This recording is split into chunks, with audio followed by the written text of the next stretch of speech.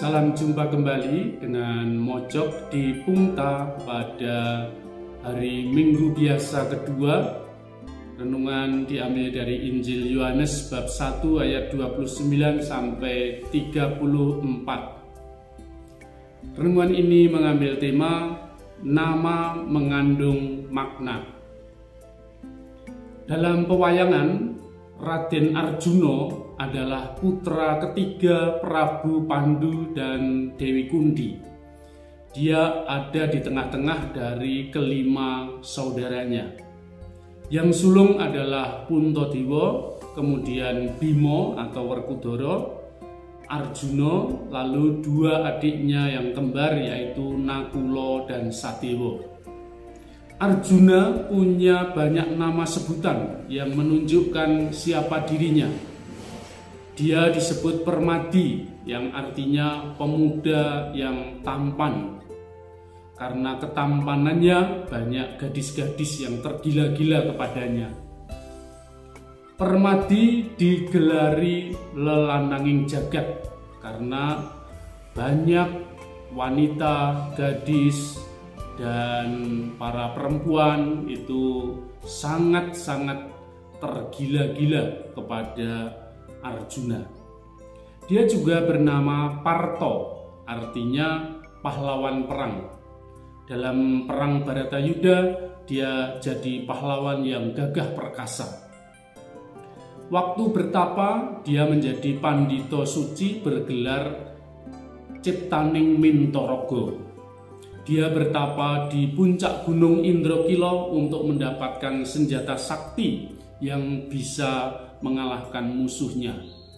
Dia juga disebut Pandusiwi atau putra Pandu. Indratanoya artinya putra Bathara Indra. Danasmara artinya perayu ulung.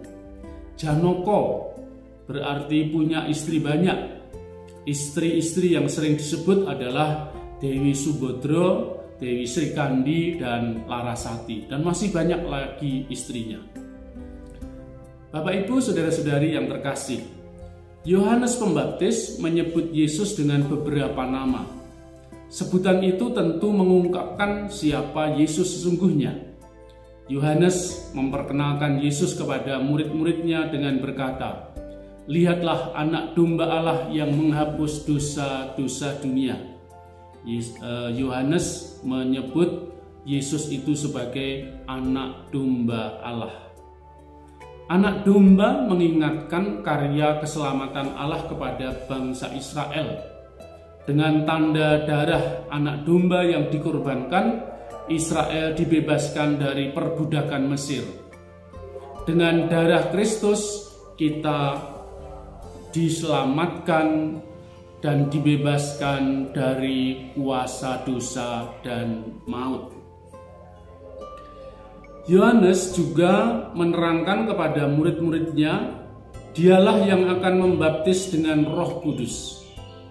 Hal ini menunjuk pada peristiwa Pentakosta, di mana Yesus mengutus Roh Kudusnya untuk menuntun para rasul mewartakan Injil ke seluruh dunia. Yang ketiga, di sini Yohanes memberi kesaksian. Aku telah melihatnya dan memberi kesaksian. Dialah putra Allah. Yesus disebut sebagai putra Allah. Sesudah dibaptis di Sungai Yordan, ada suara dari surga yang berkata, "Inilah putraku yang terkasih, kepadanyalah aku berkenan." Ini adalah penyataan ilahi bahwa Yesus adalah putra Allah. Ia berasal dari Allah dan menyatakan kehendak Bapanya. Kesetiaan Yesus melaksanakan kehendak Bapa membuatnya berkenan kepada Bapa. Dia adalah putra kesayangan Bapa. Ia adalah putraku yang terkasih. Hal ini juga ditekankan oleh Petrus kepada perwira Romawi ketika dia sampai di rumahnya. Sesungguhnya Allah tidak membeda-bedakan orang. Setiap orang dari bangsa manapun yang takut akan Allah dan mengamalkan kebenaran berkenan kepadanya. Maka setiap orang yang takut akan Tuhan dan mengamalkan kebenaran, kebaikan, dan cinta kasih, dia berkenan kepada Allah.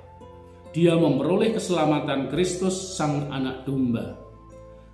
Saudara-saudari, dengan baptisan kita mendapatkan sebutan baru sebagai anak-anak Allah. Kita pun dipanggil untuk hidup agar berkenan kepada Allah.